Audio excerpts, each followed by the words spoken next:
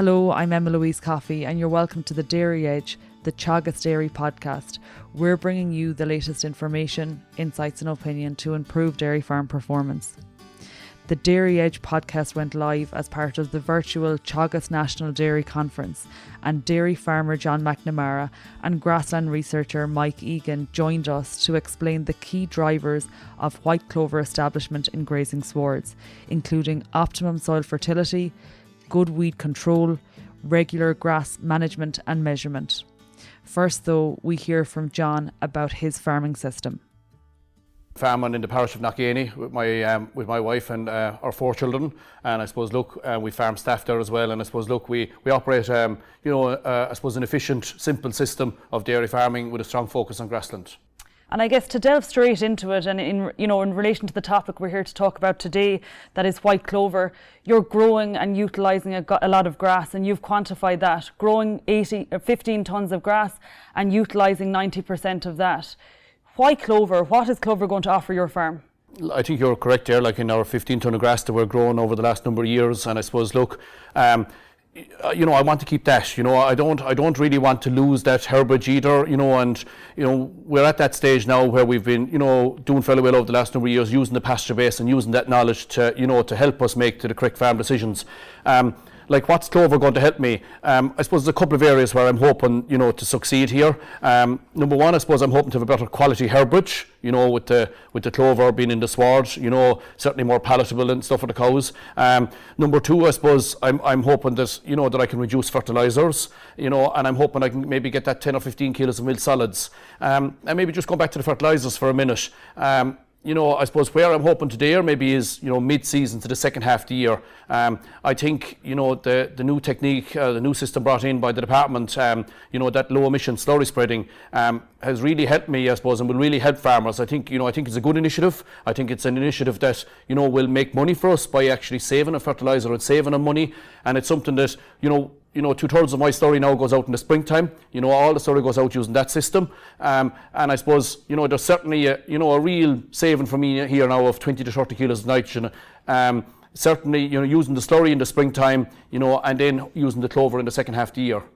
And looking then to establishing clover, Mike, what are the main methods that you would see that would be used on dairy farms in Ireland? Yeah, so look, well, on grassland farms, if we look at the way we establish clover, there's probably 2 main methodologies of establishing clover. The first one is, and probably the gold standard in terms of establishing a good sward clover content, is a full reseed. So as you would normally do with a normal reseeding practice, you're just including 1 kilo to 1.5 kilos of white clover seed in the seed mixture. Best practice, however, for this to establish and persist in the sward, we need very good soil fertility and grazing management of that reseeded sward afterwards. And in terms of getting the level of clover that we want to kind of get the benefits that John is talking about, that kind of 15 to 20 kilos of milk solids, a saving of up to 20 kilos of fertilizer per hectare, we need to be getting a sward somewhere in the region of 20-25% average sward clover content across the year. And to do that, the best way of establishing that kind of percentage of sward is on a full reseed. The second method then that we can do can be successful, it can be more challenging, is oversowing. So you're putting white clover seed into an already existing and growing perennial ryegrass sward. This can work. John has done it and he'll talk about it in a while. This can work quite well as well, but it's more tricky to do it. The success rate is much lower because, again, you're putting a seed into an already actively growing sward. And in terms of oversowing, there's probably 2 main methods. The first one is broadcasting with a fertilizer spreader or a applicator behind the quad, or the second method is using a machine like a 9-buck guttler, and John will discuss what he used on his own farm. Again, when you're using this method, earlier on in the year is much, much better because you still have adequate soil moisture in kind of April, the first half of May. You still have a long enough in the grazing season to try and help that clover to establish and persist as much as possible before it gets cool in the autumn and into the winter. So it'll have a much longer season. And again, you're talking about a higher seeding rate of somewhere in the region to 2 to 2.5 kilos of clover seed. But the easiest thing with an oversowing is putting the seed out. Before you do that, you need excellent soil fertility that clover is not going to establish or persist if the soil fertility is poor. You need very good grassland management in terms of ensuring that you graze that sward correct afterwards. And John can go through some of the practices he have done, but kind of mainly what you need to do is treat that like a reseed. You need to keep extremely low covers on it after oversowing for at least 3 grazing rotations, hitting at 11, kind of 1,200 kilos max. Grazing it down as tight as possible, 4 centimetres. You're allowing light down to the base of that sward so the grass plant doesn't smother out the clover seed as you're actually doing it. And then again in the autumn when you're closing, those reseeded swards and newly oversown swards in that year, try not and close them early on in the last rotation, close them in the second half, so again they have a low cover over the winter to help them as much as chance as possible to establish into the following year. And looking then to you, John, year 1 is 2020, so you have started on this journey at the beginning of this year. Can you talk us through the year, what methods you used? So I suppose just for way of context, it's a 70-hectare farm. So, I mean, give us the quantity of hectares that you have reseeded as well. Yeah, Emma Louise, yeah. I mean, I think, I suppose, look, on the little knowledge that I have after 1 year at it, I think, it's going to take time. I don't think clover, can go 100% to a farm, over say a short period of 2 to 3 years. I think it's going to take time. It's going to need to develop on farms over time and stuff. And that's only kind of my own knowledge. After 1 year, I suppose. Look, it's interesting how Mike just mentioned the different methods there, because I suppose I actually tried all 3, and it wasn't as if I set out to do anything. But look, we reseed every year. Okay, we're reseeding with a long number of years at this stage. But I suppose we started off in April, where we just broadcasted out, just with a fertilizer spreader. We just did an acre at a time, Emma Louise, a kilo of chieftain clover with a bag of 18612, and just did an acre at a time, and we got a reasonably good response from that. That continued into our normal reseed that we normally would do. Maybe we always kind of reseed it now on the farm in the springtime. This year we went into May, I suppose, just to the slower spring. And we reseeded 2 blocks of ground in May with the normal reseeding method, just with a disc harrow and a power harrow. And I suppose, look, we went in with the monoculture Nashota. I suppose on the 5th of May we did, I suppose, half the reseeding ground, maybe 3.5 hectares. And we went with 2 kilos of cool fin with the Nashota, and then 2 weeks later we did 1 kilo of cool fin with Nashota. And I suppose the 2 kilos, both of them applications and both of them methods really worked well. The 2 kilos of clover seems to be the winner. And I suppose just following that, I suppose we'd used the agri-seeder from Earth Engineering, where we would have also sort of did some more overcast where we just tilled the soil that Mike had just spoke about there. And we went with 1 kilo of chieftain there again. Now we certainly didn't get as good a take on that portion of ground that we did. We probably did another 5 hectares there, so we probably were close to 20 hectares in total between the 3 different methods. But look, on my knowledge to date, much better results on the full reseed. So I guess, what you're saying is echoing Mike in terms of your reseeding, your straight reseeding was the thing that worked best for you. You did that on roughly 10% of the ground. Is 10% of the ground as much as you can do in a year as a full reseed, or can you push it a bit further? No, I think, Emma Louise, as we go forward, I think, I probably need to reseed more, because that seems to be the best way of getting the clover in. Reseeding is expensive, clover is expensive, you need to get it right, you have to do it right. So I think maybe, hopefully going forward, maybe I can push that to maybe, 15% of the farm for the coming season, and maybe still do it in 2 blocks. If I can get a block done in April, maybe even, at the end of March, even after round 1 grazing, and maybe get the second batch in, the second 7 or 8% in, after maybe the second grazing, and that won't put me under too much pressure. And I think, it seems to be the, that gold standard of actually getting the clover in. I mean, look, and that's all I've learned maybe after 1 year. And looking then, Mike might have taken some of your answers and has is maybe going to prompt you, John. But I mean, looking at the management, and you obviously have clover in your swards. It was you had the seed in April, May, so you're in reality managing clover from late June, July onwards. What were the tools that you used in terms of management in order to, I suppose, maximise the establishment of those seeds? Yeah, Emma Louise, look, Mike mentioned there as well that you need to treat it like a reseed, and that's probably exactly what I did. And and I suppose, look, I gathered a bit of knowledge before I started on this journey as well. You mentioned it a journey to start, and maybe it is a journey, and maybe it's going to take 5, 6, 7 years. I don't know how long it's going to take, but look, let it develop and let the progress develop, and let's see how it goes. I suppose, and if it takes a bit longer, it takes a bit longer. I suppose. What I tried to do was in the second half of the year, I'm hoping as we go forward that the second half of the year is where I'm going to win, because that's when the clover actually will really go and come into itself. This year, all I could really do was graze it at them 11 and 1200s, just to allow the light down to the base and not let any real heavy covers come on top of it. I did get caught ever so slightly maybe for the last 10 days in August, Emma Louise, where the weather really turned nasty and turned against us, and there was 1 or 2 paddocks that just came into the rotation at that time that we just had to skip and come back to them again. And look, I don't think I've detrimental damage done to them or anything like that. I think we were back on track again in September, but look, I suppose we'll monitor that as we go into 2021 as well.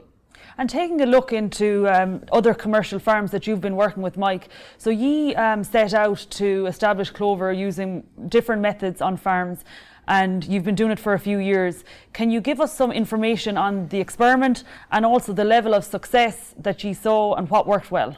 Yeah, so kind of 4 years ago in 2016, we took on 9 commercial farms across the country, ranging from quite dry soil types to heavy soil types. And we oversowed clover. So in that study, it was only a pilot study, we oversowed clover on 80% of the platform in 1 year, and wanted to look at the success rates of that. So if we kind of break it down, how we actually worked on that quickly, so there was probably 3 farms on that had worked quite well, and those farms are probably averaging, of all paddocks that were oversown, including paddocks that did not work, they're probably averaging somewhere in the region of 17 to 21%. In a 1 year period going from that, and they're still kind of at that level now, last year and this year. There was probably 3 farms in the middle then that half the ground did not work at all, and some of the ground worked, and they're probably sitting somewhere around 10, 11, 12%. And then there are some paddocks then, or some farms then as well, that it didn't work at all, and those farms I would have less than 2 to 3% clover on those farms now. And I suppose the biggest success of those farms, well, number one was soil fertility, having the soil fertility correct on the paddocks that went into. You're giving it the best chance possible to actually establish and persist. Second one then was grazing management. Most of these farms had very good grazing management, but you're going to get caught out in some paddocks, as John said, particularly when you do a large percentage of the farm together. So keeping those covers low on those paddocks did help somewhat as well.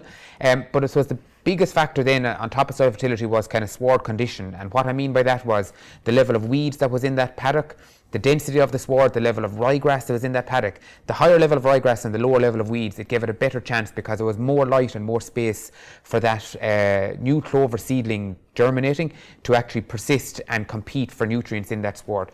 Denser, real dense paddocks and high weed content paddocks did not really work. So yeah, if we look at the 9 farms that we did that's kind of the way it worked. The way we did that, and we just did a huge percentage of it in a month's period, 80% of the farm in a 4-week period. Going forward, what we're hoping to do starting next year is taking on 30 commercial farms across the country.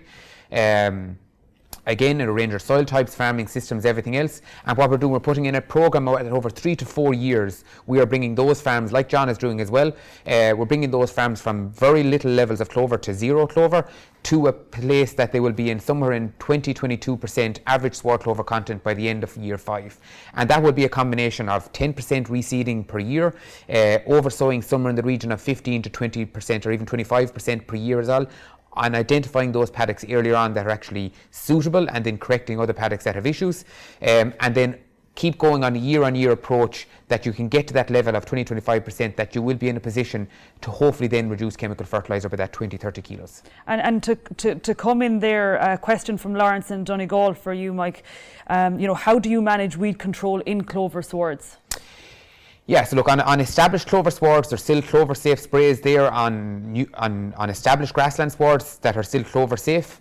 They're not an issue. However, on new reseed swards, as of October of this year, 2020, 2,4-DB chemistry was removed from the market. And farmers were allowed to purchase up until October of this year, and continue to use it until October of 2021 next year.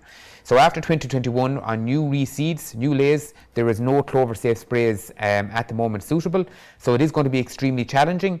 Hopefully there will be new chemistries coming out at the start of 2022 that hopefully will get us through. But if they don't, it is going to be a lot more difficult to establish clover on reseed swards if we don't get that new chemistry. So Lawrence is right. It is going to be extremely difficult if we don't have these new chemistries coming on board to establish clovers in new reseeds. And John, one of the things Mike mentioned was grassland management. How important a role does good and intensive grassland management play in, making the white clover work?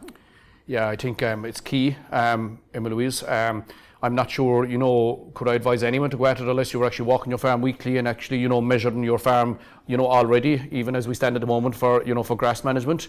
Because, clover is tricky, as well. I think we have to, we need time, we have to learn about clover as well. And it's a different, it'll probably have a different way of growing than what we're used to with the grass and stuff. So I think you have to be measuring your farm, at this stage. You have to be walking your farm weekly. You have to put the information into pasture base.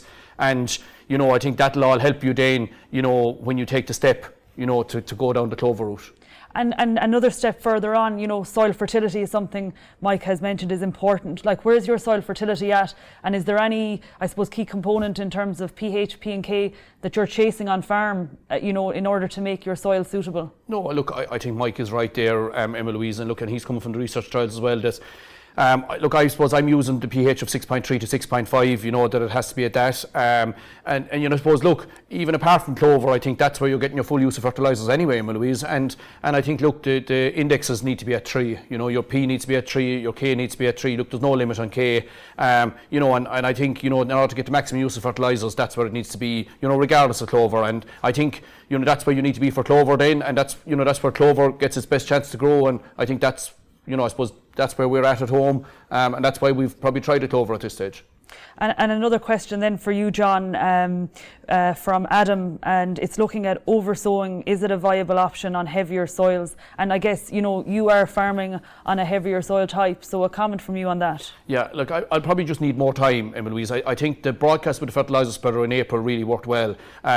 Maybe that was because it was done in April, and maybe that's why that has worked better than the stuff we did in June and July, I think certainly I will try it again. Because I won't be able to afford to reseed, that 25% in any one season. So I certainly will do a bit more oversowing again in 2021, but I still will think that the reseeding is the way to go. And Mike, from a research perspective, or indeed your commercial farms, have you experience or knowledge on heavier soils, in terms of any guidance for farmers out there? Yeah, so look, on heavier soils, it is going to be more challenging because of waterlogging of soils. In terms of a research capacity, Moorepark and Clonakilty are quite dry soil types. However, Solihead has gone back into clover now, and historically, James Humphreys would have done a huge amount of work on heavy soils and maintaining and establishing clover on those heavy soils quite successfully over a number of years in Solihead, and continue to doing it today. Of the 9 farms that we originally did, 2 of those farms would be quite heavy farms in terms of high rainfall and wet farms. It was more difficult to establish it on those farms, but it did work on a percentage of the paddocks rather than on a whole farm basis. And those kind of farms are in that middle third now that are at that kind of 10-12%. It is more difficult. In this new program that we're putting in place in terms of 30 farms, we are going looking at some of the heavy soil program. And also Donald Patton in Ballyhaise, as of this year and next year, is putting clover into Ballyhaise again, which would be a heavy soil farm. So it is going to be more challenging. We haven't a huge amount of work done in terms of research capacity outside of Solihead, but they have a number of years work done. But we are looking at it in more detail now on commercial farms, but also in Solihead and in Ballyhaise. And I guess, it all comes down to management again, and it's what you're talking about. Exactly, yeah. And the higher level of management, and it's similar to any sort of spring and autumn grazing in terms of moving animals off the ground, on-off grazing, multiple access points. Another thing that comes up time and time again in terms of white clover and, maybe a barrier is bloat. And, I suppose a comment from you, John, in terms of have you experienced it in the latter half of the year, and maybe then to you, Mike, in terms of information you might have on it too. No, not really, Emma Louise. I suppose, look, I'm not looking for a sward either that has, 30-40% clover in it. I suppose I'm trying to look for a sward that has that 20% clover and get that into as many paddocks as I possibly can. I suppose what I tried to do this year was, I never left the cows into the clover pastures, with any real hunger. And I suppose that stopped the gorging of themselves. And also we tried to we held the herd until everything was milked and then put the full herd in together. And look, so that's kind of what I did, just listening to the knowledge and the research that was out there where I thought there could have been issues. And look, thankfully to date, I can't say that we've had any issues with it. So that's how I managed it to date. And some follow-on practical tips? Yeah, so look, in terms of bloat management, it can be an issue, and in Clonakilty, particularly in the very early, in the first and second year, it was an issue because of extremely high levels of clover. Over the last number of years in Moorpark and Clonakilty, when we were averaging, as John said, that 20-25%, and that's kind of the sweet part in terms of getting those benefits in terms of increase in milk solids and potentially being able to reduce that 20-30 kilos of nitrogen when you're at that 20-25% clover. So it hasn't been an issue on Moorpark or Clonakilty the last number of years, but there are key things that you can look out for in terms of if you have clover on individual paddocks or across your farm. The first one is excessively high levels of clover, and again, if you're looking at that, anything above kind of 40-45%, it generally happens in July, August time and into early September. It can be a high risk period for bloat. Putting cows into a paddock on kind of damp, wet morning when grass dry matter can be low, and that can also be an issue on grass only paddocks as well, and then on very low covers as well when you have high clover content. So if you can get all one or all three at an individual time, it can be an issue. Preventative is better in terms of if you know you're coming to a paddock that has quite a high level of clover tomorrow, putting bloat oil in the paddock water trough today and tomorrow, and also, as John said, holding the herd up, letting them all out together. But a key management strategy that we've put in place here in Clonakilty is putting up a small wire for the first hour and a half to 2 hours of the initial grazing to remove that big gorging process of the clover. It makes them graze some of the grass paddocks as well. But it hasn't been a huge issue, and it only is really an issue when you have these excessively high levels of clover content that we haven't seen on commercial farms and haven't seen it in the research farms in the last couple of years either. So it's all in the management. Another question for you, Mike, coming in from Gareth. Is it possible to sow clover mixed with slurry? So I've heard this before, putting it into the slurry tank and spreading it out. So the key risk with this is, I've never actually tried it, but I would imagine the key risk with this is if you're putting it into the slurry tank in the yard with 2,500 gallons, you're driving down the farm roadway, bumpy roadway, you're not guaranteed that 2 or 3 kilos of slurry is going to come out uniformly across that acre of ground that you're driving on. So it can be much more challenging to put that out, unless there's some sort of adapter that I'm not aware of that you can put in as you're injecting it in. But the variability of that seed coming out uniformly across that 2,000 gallons can be much, much higher.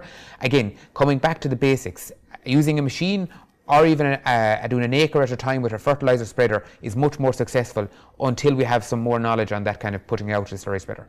And a question then coming in for you, John, from Tom.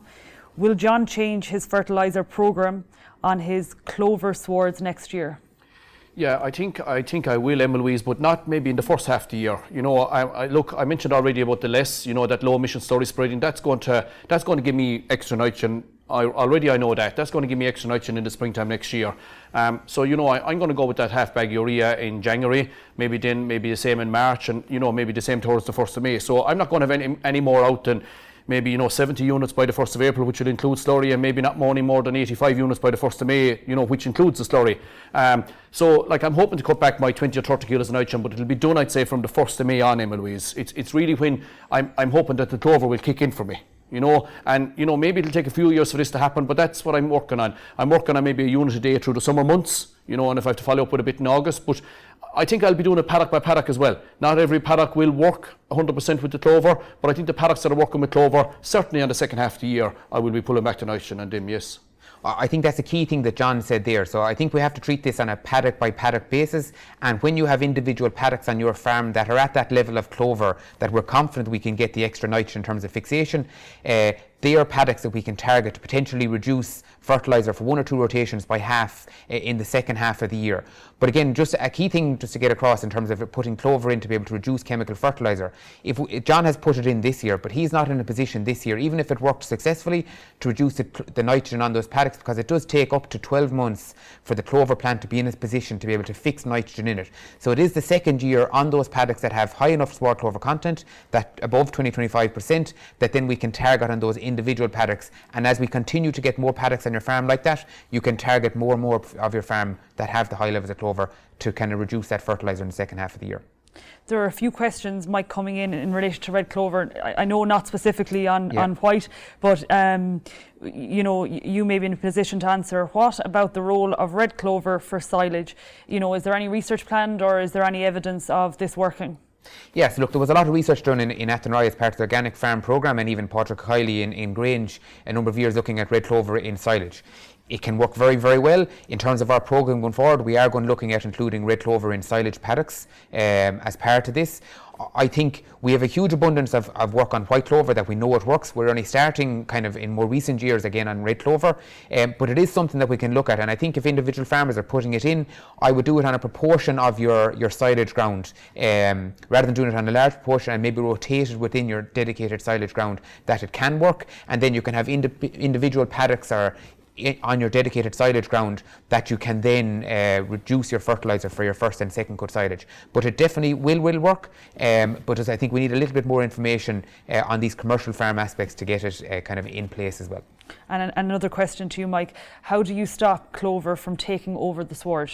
Yeah, so look, we have learned a lot from Moorpark and Clonakilty, and the biggest issue that we have kind of learned with in terms of our grazing management, the first thing, if you have very high levels of clover content, don't close them early in the last rotation, because they're going to lose herbage over the winter if they have excessively high levels of clover content. So close them later on. It will allow the grass plant to compete with the clover and kind of recover. Tight grazing management in the following year then will help particularly in the spring, will help that grass plant tiller out and fill in some of that empty places that the clover may have dominated. But the biggest thing that we have learned is not to put clover in our dedicated silage swards, in terms of putting white clover in these dedicated silage swards. So when I say that, if you take surplus paddocks, or you have a paddock that you close up at the end of the first rotation just to take a bulk cut off it once or twice, but in terms of your dedicated silage ground, don't include clover in it, because when you cut your first cut silage, you're left with a yellow base, you're depleting the whole plant, the whole sward of nitrogen. The clover plant can have a nitrogen reserve in the stolons and in the roots, and can recover much faster, and that's when you can get that clover dominant. So avoid heavy cuts of silage on paddocks that have white clover in them. It will help it not to get that over dominance, and your closing management practice in the second half of the year as well in terms of your final rotation.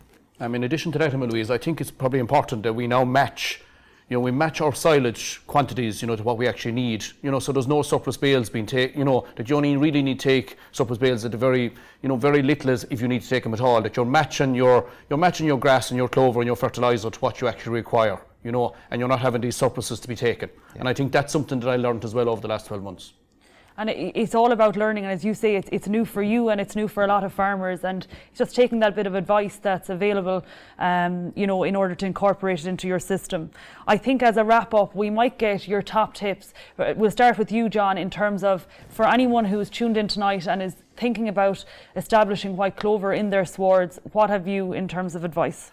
Yeah, look, my advice would be still small. Louise, look, after 1 year, I think, look, you have to be grass measuring. You have to be using that knowledge. You have to put it into pasture base. You must be walking your farm weekly. Because clover, I think then your farm, you can use the knowledge, and that's why then clover becomes a lot more important. And the other thing, just on the fertilisers, the pH and indexes, have to be right. And I'd say, that has to be ready, and that has to be right even before you start, before you even go down the clover route. And to you, Mike? Yeah, so I think the most important thing that anyone watching this tonight can come back and look at it is put a plan in place for the next year and the next number of years to try and bring your farm from zero or very low levels of clover to try and be in a position that you can have an average of 20% clover across your farm. And what I would say is, look at your soil fertility report. Target paddocks next year that have adequate soil fertility, like John has done. Target your paddocks that have high perennial ryegrass content, low wheatgrass, and target those paddocks, whether it's only 15 or 20% next year, that you can oversow. Put a reseeding program in place, whether it's 5, 10 or 15% per year over the next number of years, and put a clear plan in place over the next 3 to 5 years to try and get to that position that you can have adequate clover in your swards. And when you get to that position on an individual paddock basis, treat it on an individual paddock basis, and as you get to that on individual paddocks, they are the paddocks then that you can strategically reduce chemical fertiliser at certain time points, particularly in the second half of the year, to try and get the most out of your clover when you have it. But treating it as a whole farm in a very short period of time is going to be extremely difficult, but putting that plan in place over a number of years will help. And I think that's a great note to finish on. And the advice the guys have given us is really the starting point for anyone who is in the same position as John was at the start of 2020.